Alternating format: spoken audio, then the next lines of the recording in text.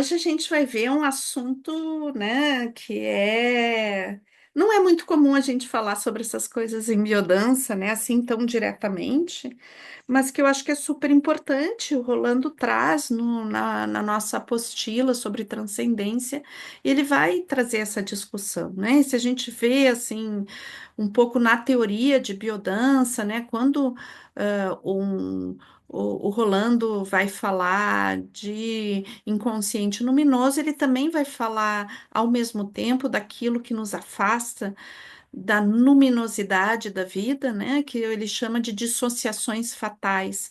Então, na realidade, sim, eu acho que o Rolando Toro sempre foi bastante crítico quanto algumas questões da nossa civilização que não estão ao serviço da vida, mas estão a serviço da morte, da dissociação, ah, ah,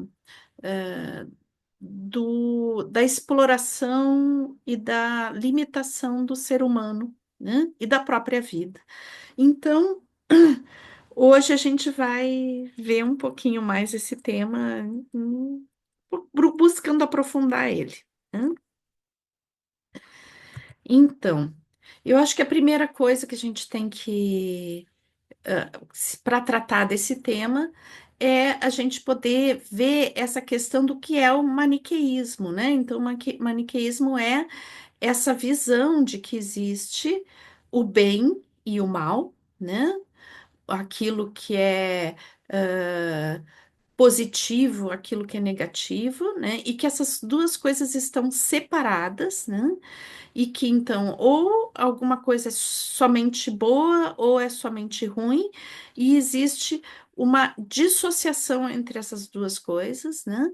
E daí eu tendo, né? As pessoas tendem a achar que aquilo que compõe o seu próprio universo, a sua visão de mundo, é a visão boa, né? E aquilo que não está de acordo com a sua visão, né?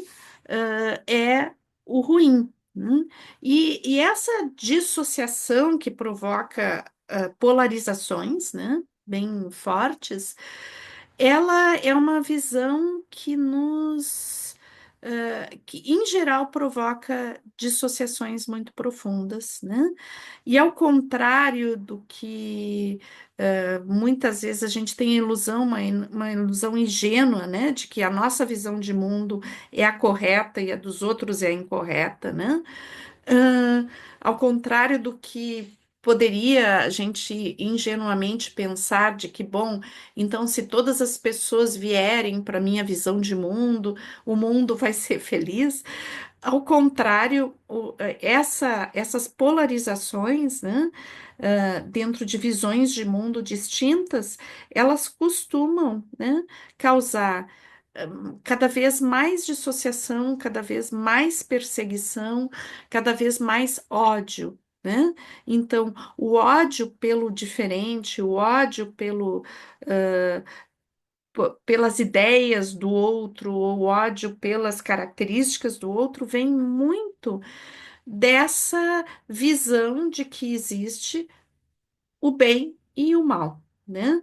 Então, é importante a gente perceber que essas características separadas, assim, bipartidas, elas não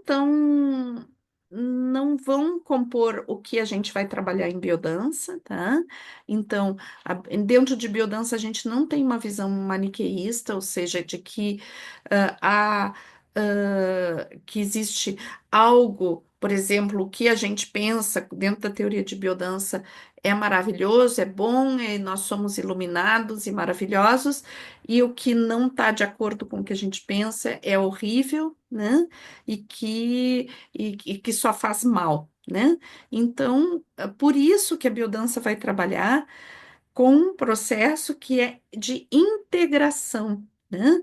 Então, o Rolando, ele vê, né? Via, né, o ser humano como ele dizia. nós somos essencialmente bons. O que que ele quer dizer isso, né? Que ele acreditava que o ser humano é essencialmente bom. Então, que na realidade o que nós somos é essencialmente íntegros, a nossa integridade com todos os aspectos da nossa existência, nos provocam integração, nos provocam, nos explicitam uma totalidade, bela, cheia de beleza, né? Então, essa bondade associada à beleza. E que dentro do processo civilizatório, onde algumas características humanas vão sendo retiradas, vão sendo podadas, vão sendo reprimidas, né? Então, essas características ficam dissociadas da totalidade, né? E passam a ser vistas como o mal, né? Então, dentro da visão de Rolando, né, quando a gente propõe a integração, a gente está justamente buscando a integração dessas partes, né, que, que são vistas como maléficas, né, mas que na realidade fazem parte da totalidade do ser, né?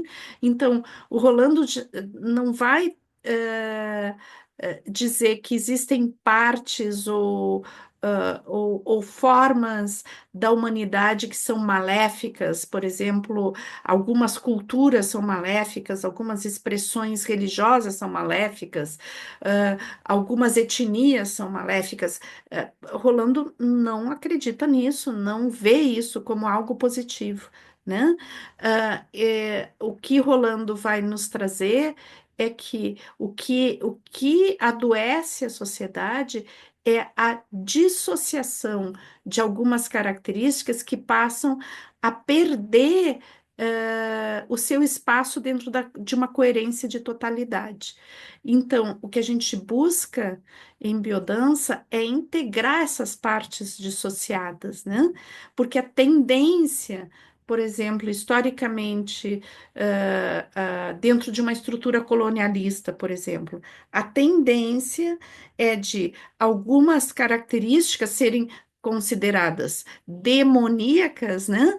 Porque elas não estão associadas àquela visão de mundo ou àquela forma de conceber o divino ou o sagrado, ou organização social, ou os hábitos, né? Então, os costumes, né?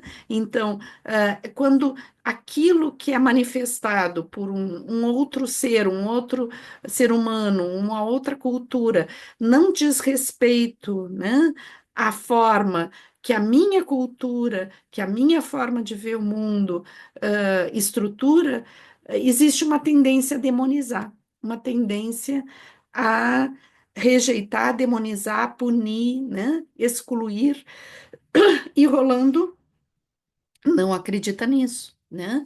Acredita que sim, existe, é importantíssimo um processo de integração, né? Um processo onde todas essas partes que são rejeitadas, né? Elas possam encontrar o seu espaço dentro da integridade de cada indivíduo, né? E da integridade social mesmo, né? Então, a visão de biodança está muito mais próxima ao tal, né? O tal que faz parte de uma concepção zen, né? Onde existem duas polaridades, existe um dualismo, mas não existe uma conotação de valores dessa dualidade, né? Então existe duas características, né? As quais ah, ah, existe uma pulsação dessas duas características. Então, dentro de uma característica já existe a semente da outra característica.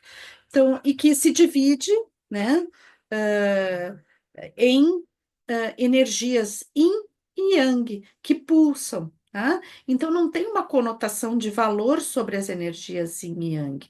Nenhuma é mais que a outra, né? Mas sim existe uma coerência, uma dança dentro dessas energias que, que causa um processo de integração. Né? Um processo de coerência, uma compreensão coerente do mundo, onde existe uma pulsação entre essas energias, né? Então, essa dualidade, ela se transforma em unidade, né? Ela traz a unidade dentro da dualidade. A dualidade é admitida dentro de um processo de pulsação da vida, uma necessidade de pulsar na vida, de abrir-se e fechar-se, de entrar numa experiência de contato profundo consigo, na sua totalidade, e se expandir para o mundo. Então, aqui no tal, a gente vai ver essa dualidade expressa, não de uma forma dissociada, separada, com juízos de valor, né? Então, e quando a gente vai eh, falar desses aspectos, né? Então a gente começa a falar do inconsciente, né? Do que a gente tem como consciência, e daquilo que fica, que não é consciente para a gente, mas que existe. Então, nós temos uma tendência, desculpe, pessoal, nós temos uma tendência de achar que o que existe é o que está na nossa consciência. hum? E o que e as nossas motivações ocultas, a gente tende a não considerar, né? Que às vezes o que nos motiva a determinadas ações não estão no campo da consciência. Então, no início final do século XIX, início do século XX, uma grande revolução no pensamento houve quando Freud traz a hipótese da existência do inconsciente, né? E ele vai trazer essa hipótese de que grande parte do nosso comportamento não é determinado pela consciência, mas sim grande parte do nosso comportamento é determinado por motivações inconscientes. E daí, como é que a gente faz com isso, né? Daí vem Jung, dentro da teoria junguiana, e vai dizer que uma grande parte desses comportamentos que a gente eh, não percebe que tem uma motivação que é outra além da consciência, estão na sombra. Então, tudo que é relegado para fora da consciência, no sentido de ser proibido, os conteúdos que são proibidos, características nossas que são proibidas, elas ficam na sombra. Hum? Pessoal, vou ter que limpar um pouco a garganta, que eu já não estou conseguindo falar, só um pouquinho. Tomar um pouquinho de água.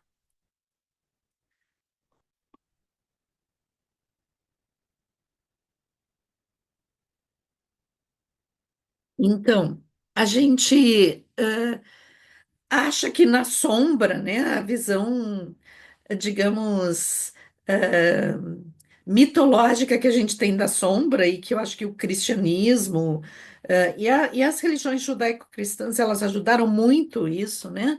A ver a sombra como um lugar negativo, né? Porque é uma visão maniqueísta. Então, a sombra é o lugar negativo, é o lugar onde é o inferno, é o lugar onde a gente bota todas as coisas horríveis que a gente não aceita na gente mesmo, estão lá na sombra.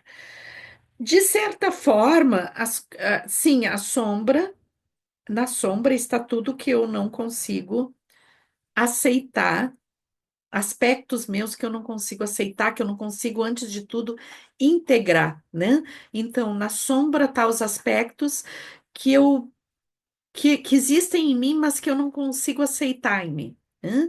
Só que nem sempre esses aspectos têm a ver com destrutividade ou com violência. ou com ah, ah, ah, compulsões, né? Muitas vezes esses aspectos que estão na sombra, né, são aspectos muito digamos, ligados à beleza, à afetividade, eh, à alegria de viver, né? Depende da cultura onde a gente está inserido, depende da nossa educação, o que foi considerado justo que eu expressasse ou não. Eu posso ter na sombra, por exemplo, a minha alegria. Né? Então, assim, por exemplo, uma pessoa que tem uma educação onde ser alegre, expressar alegria é considerado um pecado, uma coisa feia, que a gente tem que ser muito sério, compenetrado todo o tempo. Então, a minha alegria pode estar perfeitamente na sombra. Né? Pode estar dissociada. Não é que a pessoa não tenha alegria, mas ela não pode integrar isso na vida dela, porque tem um grau de repressão justamente desse aspecto. Imaginem dentro da questão da sexualidade, né? O quanto a expressão sensual, a expressão da alegria sensual de viver é reprimida dentro da nossa cultura, o quanto existe julgamento sobre isso, né? Então a gente pode perfeitamente encontrar lá na nossa sombra justamente grande parte da nossa sexualidade e grande parte do nosso prazer de viver pode estar na sombra. Quantas vezes, por exemplo, na nossa cultura muito patriarcal, os homens muitas vezes são proibidos de expressar afeto, né? Então, pode ser que algumas pessoas encontrem na sua sombra justamente a sua afetividade, né? Então, diante da proibição de integrar algum aspecto da nossa da- das nossas características dentro da consciência, isso vai para a sombra, né? E somente que a tendência que existe quando a gente bota esses aspectos na sombra a gente expressa justamente no ambiente externo algo ao contrário disso. Então, um excesso de repressão, tanto da afetividade quanto da sexualidade, pode gerar comportamentos super agressivos, super destrutivos que ficam explícitos. Então, não existe, né? ah, somente coisas que a gente vê lá que são consideradas dentro da moral vigente como negativas, né? Não é por acaso que a nossa sociedade é tão violenta. Né? Então, pode existir também pessoas que são educadas assim para serem sempre dóceis, queridas, nunca manifestar discordância, nunca manifestar que não está se sentindo bem, que não gosta de uma situação, nunca dá limite para nada. Daí sim a sua agressividade vai estar na sombra. Tá? Mas não é que a pessoa não seja agressiva, ela simplesmente deixa aquele aspecto na sombra, ela nem chega a ser consciente. Né? Então, todos esses aspectos que ficam na sombra, eles estão ali, né? E eles fazem pressão para se expressar. É uma parte da gente que a gente nega, que não é como se não existisse, e isso faz uma pressão de expressão, e que pode se manifestar na consciência de formas bastante desastrosas, porque vem através de um princípio, né, de negação e é uma energia que necessita expressão. Né? Então, em geral, né, essas dissociações, elas estão muito associadas à negação de alguns aspectos instintivos, né? Então, como eu coloquei para vocês, a negação de alguns aspectos da sexualidade, alguns aspectos do nosso ímpeto vital, a gente pode ver essas dissociações se manifestarem em todas as linhas de vivência, né? Então, por exemplo, o nosso ímpeto vital, a nossa vontade de viver, a nossa vontade de ir para o mundo, ou a nossa necessidade de descanso, se a gente está pensando na linha da vitalidade, os nossos desejos, a nossa necessidade de ter prazer na vida, né? De se fundir, ao outro, né? A necessidade de amor sensual. Tudo isso pode estar dissociado e tem a ver com a linha de vivência da sexualidade. Uma das dissociações, que talvez não fique tão explícito, mas que é hiper importante dentro da nossa cultura, é as dissociações ligadas à curiosidade, à inovação, a expressão, né? Então, dentro da nossa cultura, a gente tem uma tendência de privilegiar algumas pessoas que vão ter esse ímpeto criativo estimulado para causar inovações, né, dentro de uma estrutura fixa social, né? Mas a maioria das pessoas, elas são educadas para a domesticação, né? Então, para não serem criativas, para não serem imaginativas, para não serem curiosas, para não fazer associação de conteúdos, né? Então, para não pensar, não conseguir ter uma lentidão de pensamento, né? Uma, um processo de alienação muito profundo, né? Depois, a empatia, a solidariedade, que são questões humanas tão bonitas, tão fortes, né? Na nossa cultura, isso está muito ah, ah, dissociado, né? A gente costuma colocar um julgamento sobre as nossas expressões afetivas, né? Então, temer a expressão do afeto, considerar que o amor é algo que nos fragiliza, que nos torna vulneráveis e por isso é perigoso. Então, aqui a gente tem uma dissociação novamente, né? E quando a gente vai falar da linha da transcendência, então essa dissociação tem a ver com uma conexão comigo mesmo, uma conexão com a totalidade, né? Que jamais é percebida, que jamais é sentida, né? É uma profundidade em termos de vida que não é acessada, que é manipulada o tempo todo, né? Então, a gente pode ligando essa questão da maldade, né, não a características em si, mas sim a dissociações profundas, né, que são provocadas. Então, a gente pode pensar que a maldade, né, eh, ela está associada a uma manipulação dessas dissociações profundas, né, ao provocar essas dissociações profundas como uma forma de controle social, controle sobre os instintos, controle sobre o potencial e o poder, né, o empoderamento que cada pessoa pode ter dentro da sua existência, né? Criando uma horda de pessoas muito facilmente manipuláveis. Então, é um afastamento, né, proposital, a gente pode associar a maldade a um afastamento do potencial de luminosidade, é uma dissociação dentro do potencial luminoso de grandiosidade do ser humano. É uma limitação provocada propositalmente para que as pessoas sejam limitadas e jamais saibam da sua integridade, jamais saibam do quanto elas são potentes.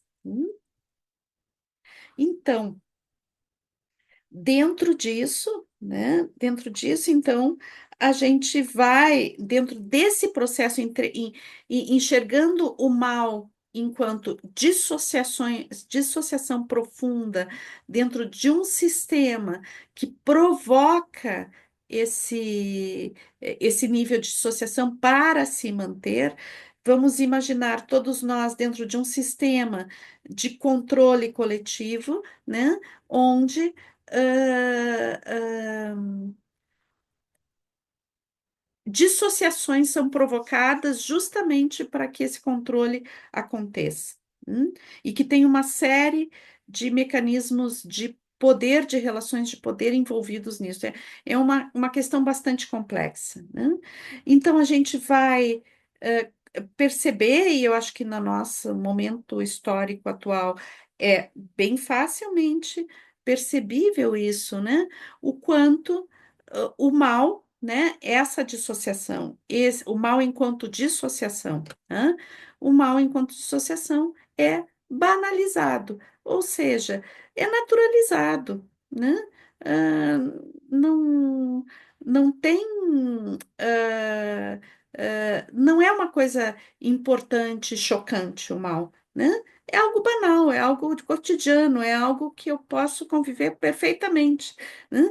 Porque é naturalizado, é algo que é aceito como natural, né? E esse termo banalidade do mal foi criado por uma filósofa que se chama Hannah Arendt, que ela assistiu, né, os julgamentos dos nazistas, né, na Corte de Haia, e daí ela assistiu alguns, né, por exemplo, pessoas que trabalharam nos campos de concentração, né? E eles e daí perguntavam, mas por que que tu fez isso? Por que que tu colaborou com isso, né? E a pessoa dizia, não, esse era meu trabalho, né? Por exemplo, mandar pessoas para um campo de extermínio, né?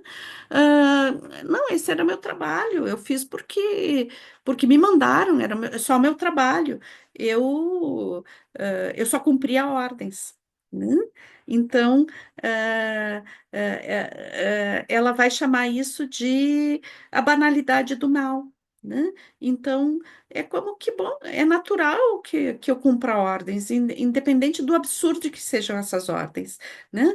É natural que eu mate pessoas, se meu chefe mandou que eu matasse pessoas numa câmara de gás, né? Então, eu acho bem importante a gente fazer essa reflexão. Quanto, né? É claro que aqui a gente está colocando um exemplo extremo, né? Extremo, mas o quanto no nosso cotidiano a gente aceita e participa de coisas que são extremamente dissociativas, extremamente antividas, achando que é natural, não é. O sistema funciona assim, então eu sou parte do sistema, por que que eu vou questionar isso, né? Então, dá trabalho, né, questionar, né, pessoal? Então, eu acho que é importante a gente assumir, né, ah, que tem coisas que não podem ser naturalizadas, né? Então, a naturalização da violência, né? Então, a gente vive numa cultura que é extremamente violenta, extremamente antivida, né? A gente hoje tem uma situação de risco da nossa própria espécie, né? Pela forma violenta que a gente age em todas as esferas, na esfera ambiental, na esfera da educação, nas relações sociais, né? Na nossa convivência nos grandes centros urbanos, no controle que um exerce ao outro nos pequenos centros, né? Na forma como a gente entra em comunidades originárias e desrespeita completamente a cultura daqueles povos, na forma como a gente acaba com os rios, com as florestas, com os outros seres vivos, né? Então parece que é tudo muito natural, né? E isso não faz parte da natureza, né? Isso é uma dissociação, né? Profunda, é uma doença, né? Uma doença gravíssima que pode nos levar à extinção de nós como espécie, né? A não poder mais existir nesse planeta, né? E como que a gente chega a esse ponto e aceita isso, né? Então, um dos aspectos, né, que a gente pode mais ver hoje, mas que é uma construção histórica, isso, tá? Ela vem, digamos que ela teve uma incrementação bastante forte dentro do regime fascista, na Segunda Guerra Mundial, nazista e fascista, né? Mas que a gente a tendência da manipulação da informação ela já existia antes e depois desse período histórico da Segunda Guerra Mundial ela se implementa de uma forma assustadora, né? E a gente hoje vive certamente, né, dentro de um sistema de manipulação da informação tão drástico que a gente não tem certeza de mais nada, né? A gente não sabe mais o que que é verdade, o que que é mentira. A gente perde a noção do que seja a realidade, né? Essa manipulação da informação, né? Ela essa confusão, essa coisa das pessoas ficarem perdidas, não saberem mais o que que é verdade, o que não é, né? Ah, alguns filósofos consideram que é a morte da verdade, né? Que a verdade já faleceu, né? Então, isso facilita muito a manipulação das pessoas, né? Manipulação de todos nós. Então, é interessante a gente perceber que, por exemplo, na Segunda Guerra Mundial, quando esses sistemas de manipulação da informação são bastante, digamos, estudados e implementados, né?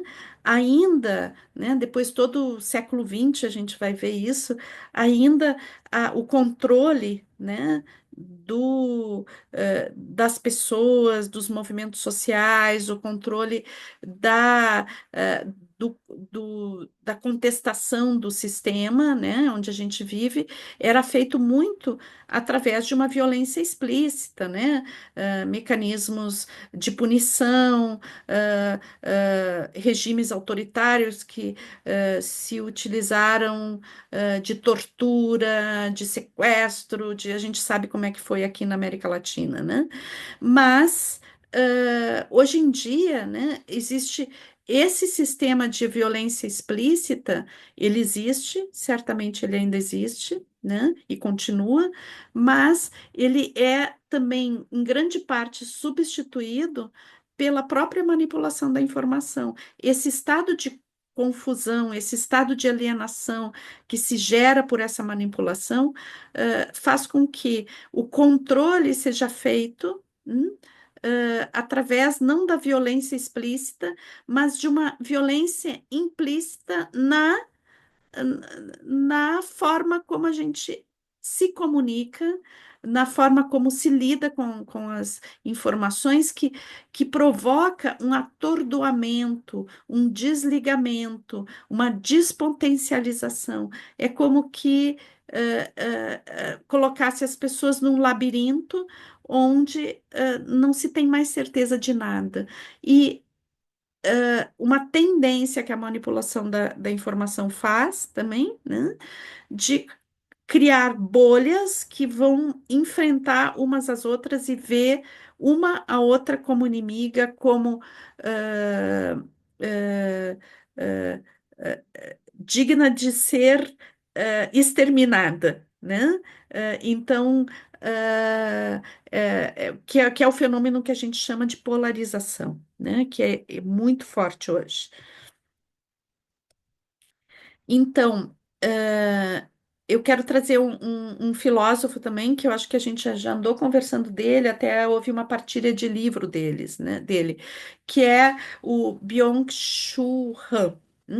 Então, esse filósofo, que é um filósofo atual, muito interessante, né? eh, ele vai falar que o momento histórico aí do século XX, né? Ele se caracterizava por o que ele chama de excesso de negatividade.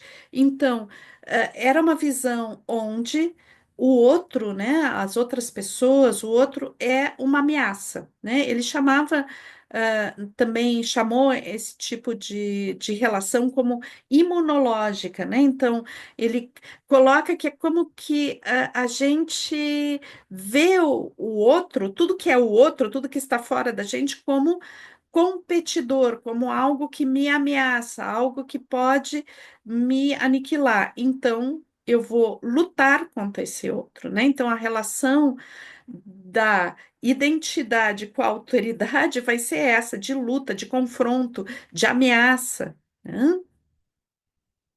E nesse caso, a violência explícita, exercida como violência explícita, ela tinha uma coerência muito forte, né? Então, e também mecanismos de exigência de cada pessoa se faz por um controle social que é muito explícito, né? Muito julgante, muito ameaçador no sentido de, eh, de que eu posso ser punido gravemente por pensar diferente ou por não me adequar socialmente. Então, a adequação de cada ser no mundo tem a ver com essa competição, com esse medo do outro, esse tentar ser melhor que o outro, né? Um ambiente competitivo. Então, esse ambiente, né? Que é ver o outro como ameaça, né? O Han, né? Chamou de excesso de negatividade. Então, ver negativamente o outro como ameaça, né? Bom, o que que ele observa hoje, né? É um esvanecer do outro. Então, ele observa que, e aqui eu quero, por que que eu estou trazendo isso? Porque isso tem muito a ver com a manipulação da informação, né? À medida que o outro, né, a outra pessoa vai se esvanecendo, vai desaparecendo, não é que eu passo a ter uma relação positiva com o outro, não, eu vou ter uma relação comigo mesmo. Eu começo a ver que eu tenho que fazer uma performance, que a minha relação com o mundo é performática. Então, eu tenho que ser sempre cada vez melhor, eu tenho sempre que render cada vez mais, eu tenho que sempre ganhar tantos likes, né? Seja likes nas redes sociais, seja likes por aprovação daquilo que eu faço, por reconhecimento daquilo que eu faço.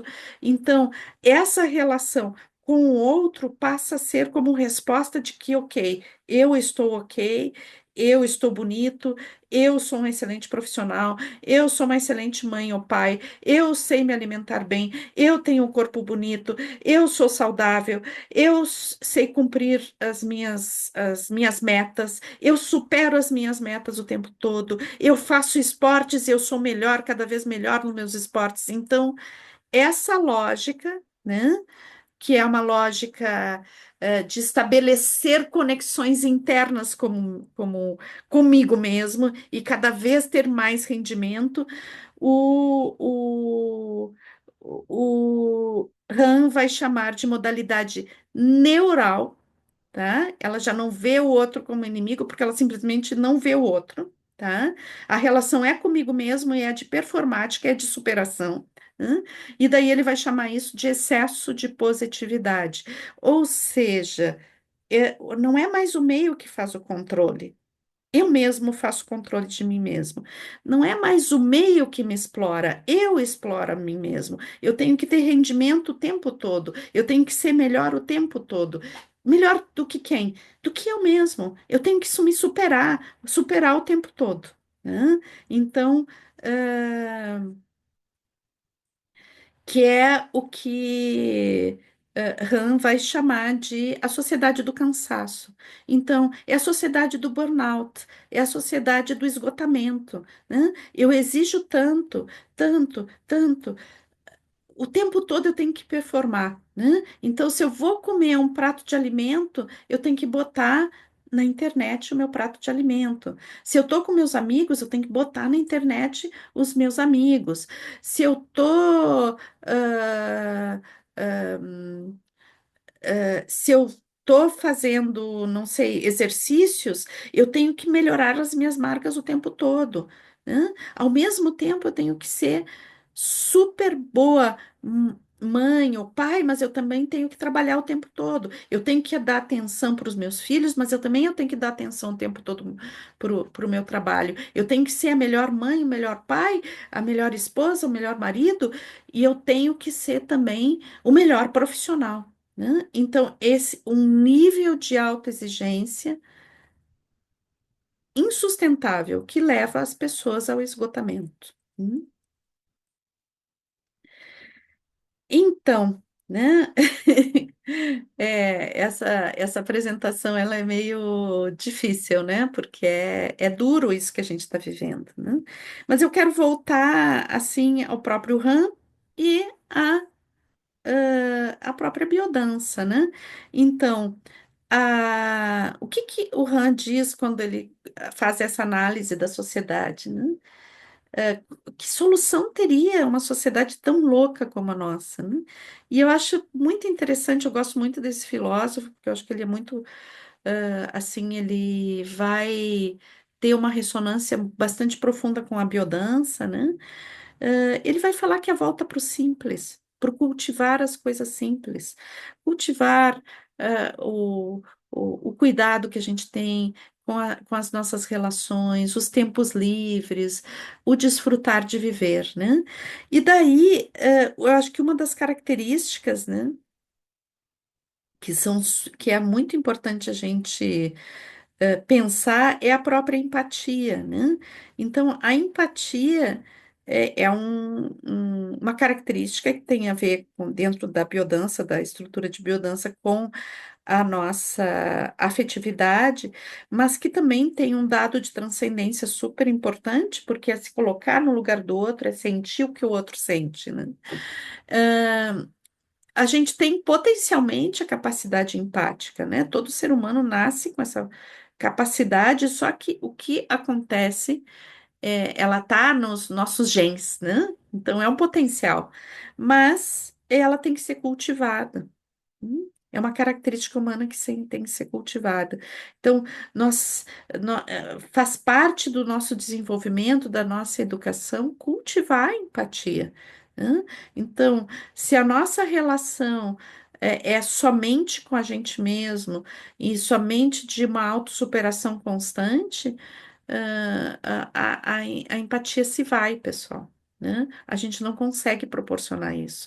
E se a gente pensar isso nas novas gerações, né? Onde as relações são com as telas, basicamente, não de um ser humano com outro, né? A gente está pecando gravemente, né? No sentido de não proporcionar a vivência empática, né? Que é tão importante para que a gente possa cultivar esse, essa característica humana que é tão importante. Então, voltamos, né, à questão do ego, né? Então, como dentro dessa estrutura, eh, eh, enquanto estrutura egóica, né? Como essa estrutura egóica é manipulada, né? Então, ela é manipulada no sentido de que eu me sinta dissociado dos outros, né? Ah, quando eu percebo a existência dos outros, ele seja visto como ameaça, né? Mas, em geral, que eu que eu perceba o outro, se eu chego a perceber o outro como estrutura u- utilitária, né? O outro é o que vai me dar a compensação em termos de dizer que eu sou ok, que eu sou legal, que eu estou incluído. né?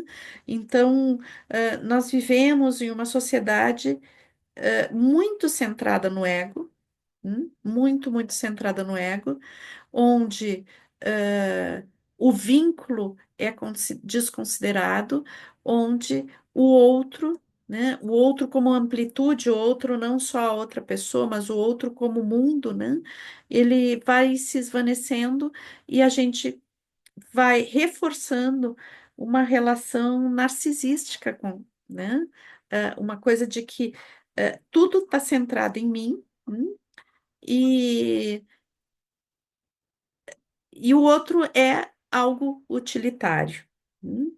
Então, aqui a gente pode pensar, né, eh, que ética é possível dentro de um mundo assim? Hum? Quais relações éticas são possíveis dentro de um mundo assim? Hã? Porque muitas vezes, eu em algum momento da nossa palestra ontem, né, eu falei um pouco a respeito dessa questão do ser, da identidade, né? Então, a gente teria que se perguntar, né, o quanto nós, como identidade, né, enquanto seres, né, o ser, a nossa identidade, ela pode existir sem o outro. hum? Então, à medida que a relação só se faz internamente, ou vendo o outro como competidor, ou vendo o outro como ameaça, ou vendo o outro como inexistente e só utilitariamente confirmatório, né? ah, Existe identidade possível aí? Ou é só ego? Né? Então, ah, a identidade, ela é indissociável da alteridade, né? Então, a nossa presença no mundo, ela se reforça na relação com o outro, no reconhecimento de que o outro existe e na criação da dança com o outro, das relações, dos vínculos com o outro. Hum? Quando a gente busca o vínculo, a relação, a pulsação, a dança com o outro, a gente sai de um nível de relação onde que se baseia nas relações de poder.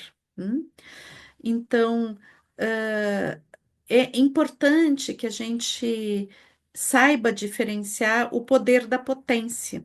hum? Então, quando a gente trabalha em biodança,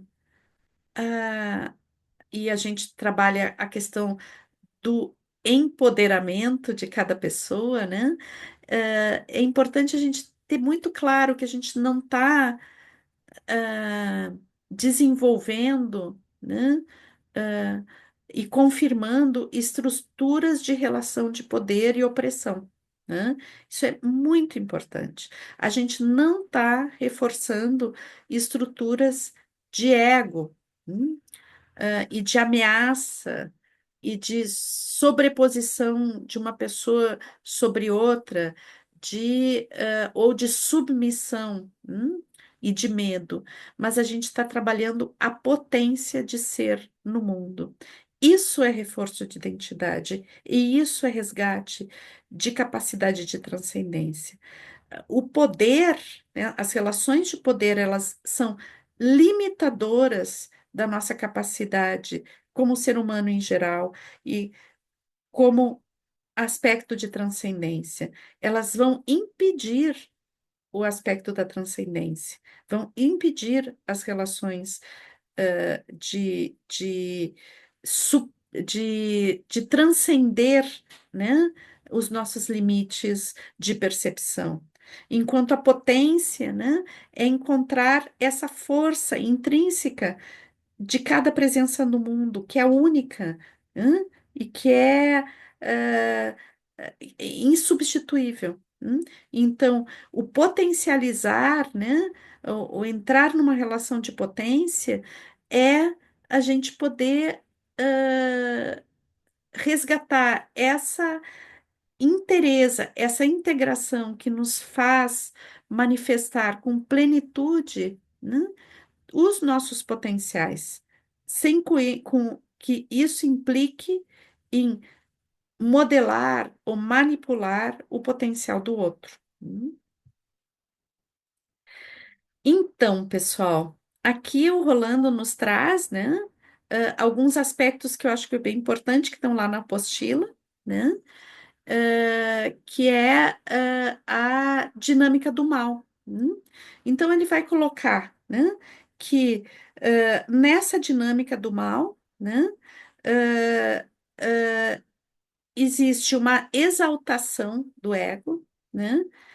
Existe uma incapacidade de se identificar com o outro, né?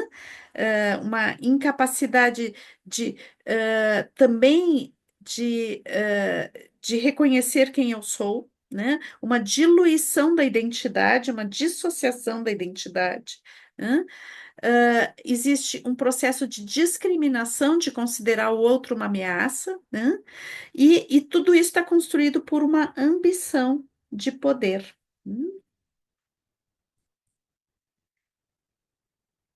Bom, o que que a gente quer com biodança, né? É entrar numa dinâmica de bondade, aqui entendendo, né, a bondade, depois de tudo que a gente conversou, como esse processo de integração de todos os nossos aspectos, né? Então, é a capacidade de transcender o ego, né? De ir além dessa visão, individualista, utilitária e limitada. É desenvolver a capacidade de identificação, tanto no sentido de eu me reconhecer, como no sentido de eu reconhecer a existência do outro, essa relação do si mesmo com a alteridade, né? É desenvolver a capacidade de comunicação, de compaixão, de empatia, né? E o desinteresse pelo poder, né? Desinteresse pelas relações de poder, e sim uma exaltação da potência de existir.